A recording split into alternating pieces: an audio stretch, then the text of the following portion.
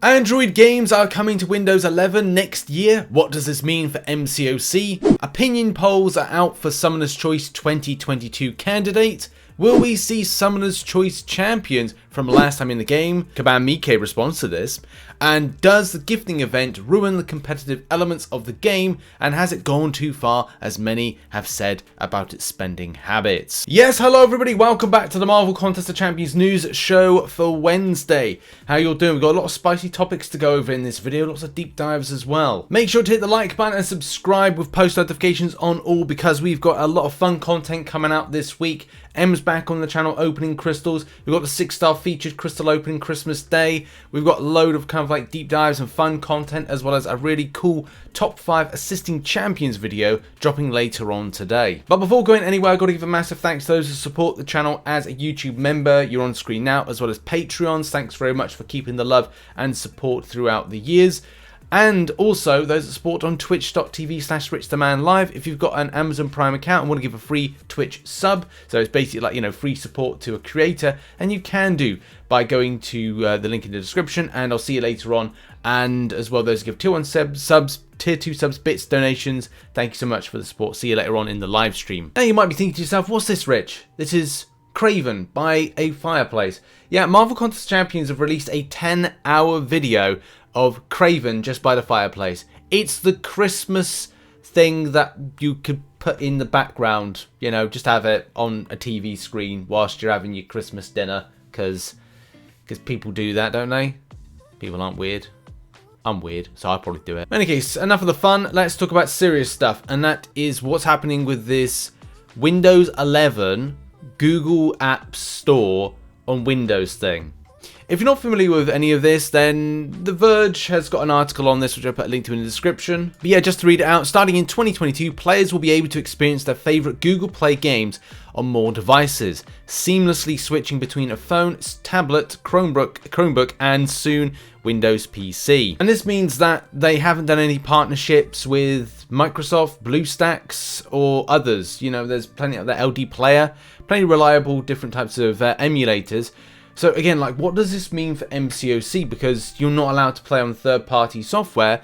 You're not allowed to play on something like BlueStacks, emulators and stuff like that. But essentially, this would be kind of referred to as an emulator. In any case, back in November, there was a question about Amazon App Store and the fact that it's not there. So if there's a knockoff on the Amazon App Store, it is not the one. And at the start of the week, Kabam Lotto did actually respond back to this and say, please keep an eye for eventful official notification about this.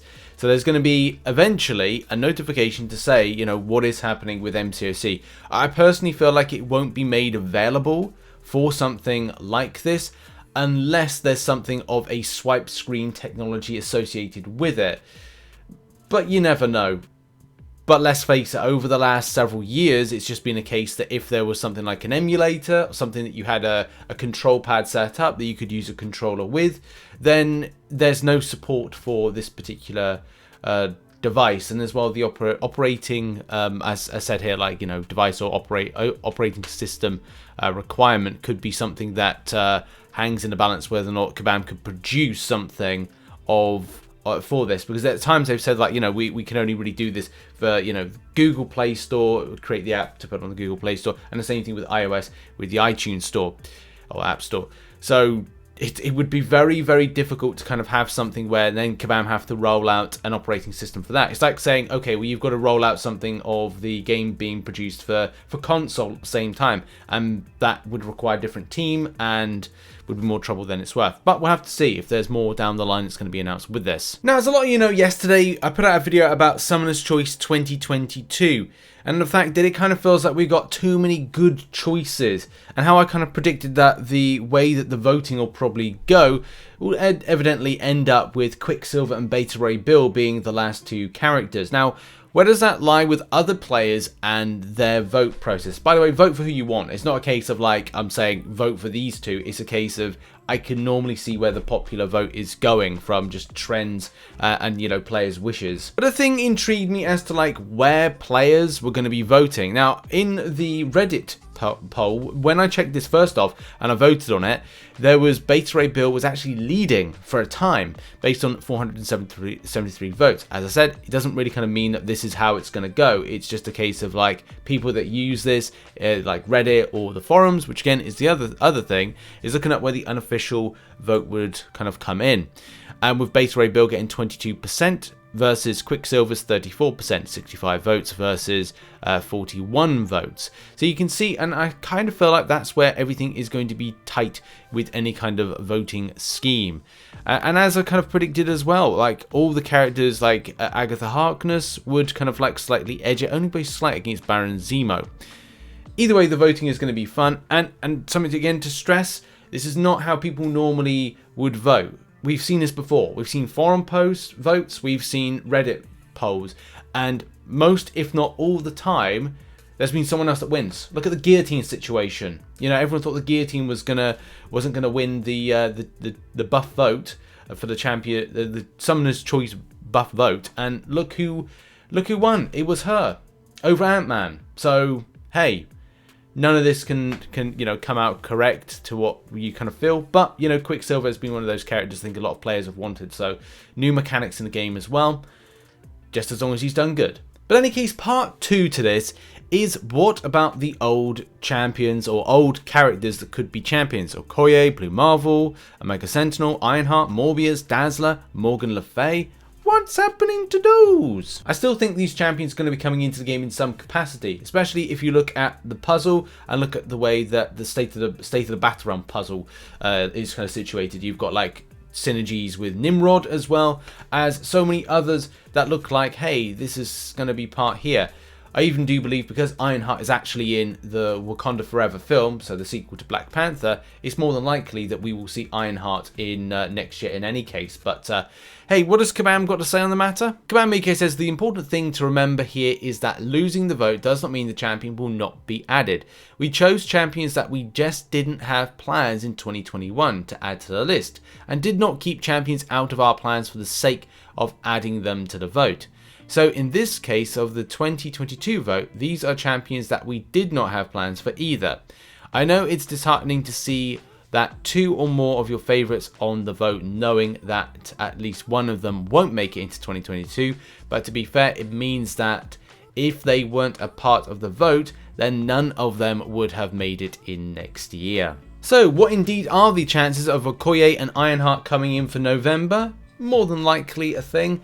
Also, Morgan Le Fay and Dazzler coming in. Dazzler may be going into the more mutant month of the latter part of the year, like September time. Morbius factoring into close to the film release, possibly, even though that it wouldn't be the version of Jared Leto.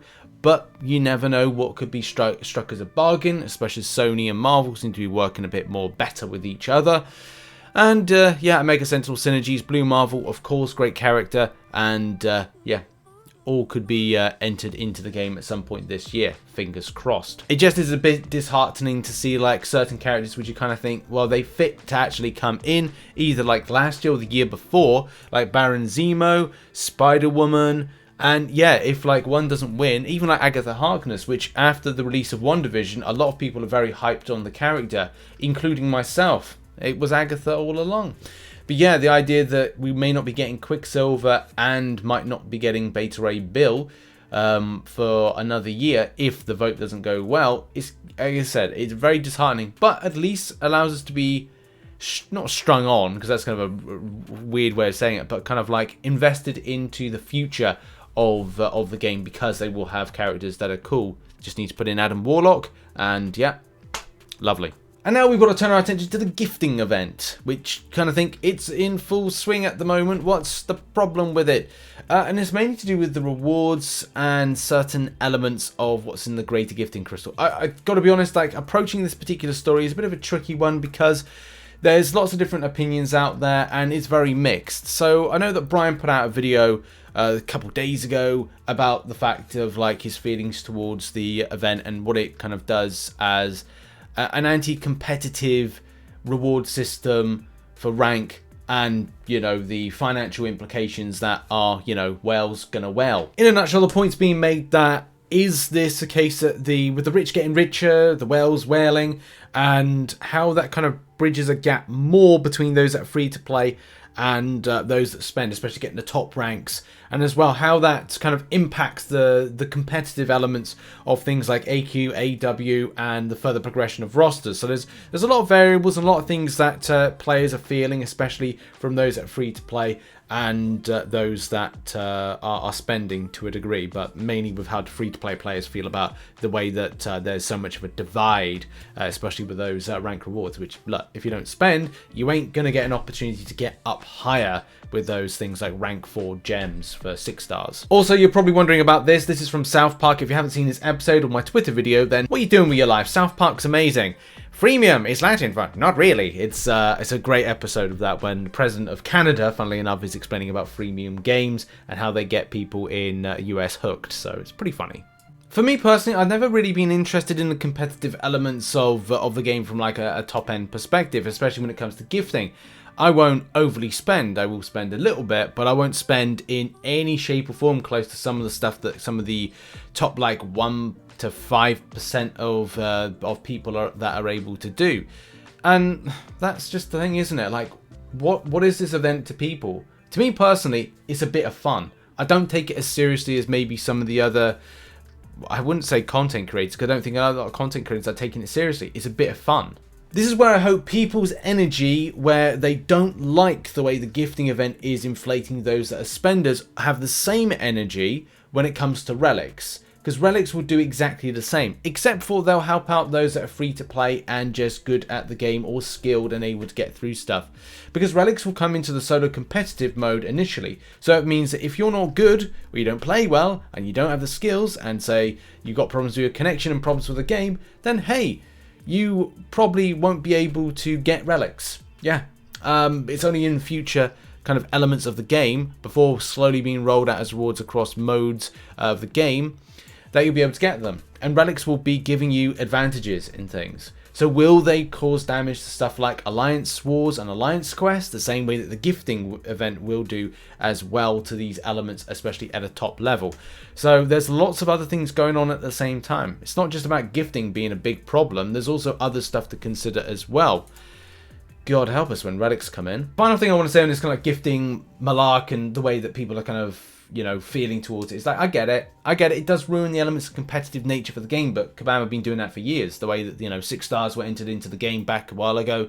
The way that rank 3 6 stars were a thing, which again kind of like inflates things like AQ, AW. So it's like, it's just the same process. Relics will do the same next year. They'll add buffs to champions by the point of usage, and strikers could be something that overbalance stuff, which then could cause a misbalance to stuff like solo competitive mode at the same time. So Kabam be doing this all the time. But if you're down bad with the game or not feeling it with the game, then take a break from the game. But I don't know, it's just like whatever people's thoughts are with the gifting event. For me, I have a lot of fun with it.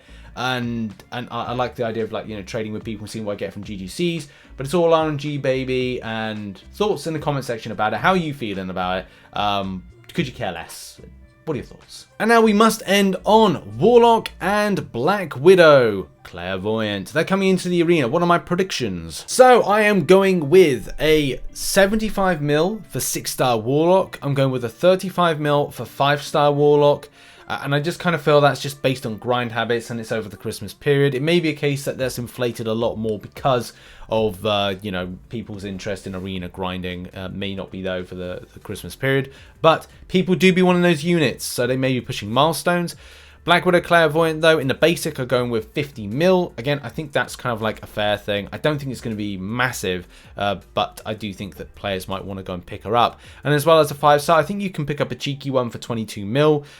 But that could go a lot lower. So a lot of these scores here, I do feel could go a lot lower. But we'll see what happens on Sunday. And we'll be posting results and information on the Monday. So yeah, thanks very much for watching this edition of the MCN for Wednesday.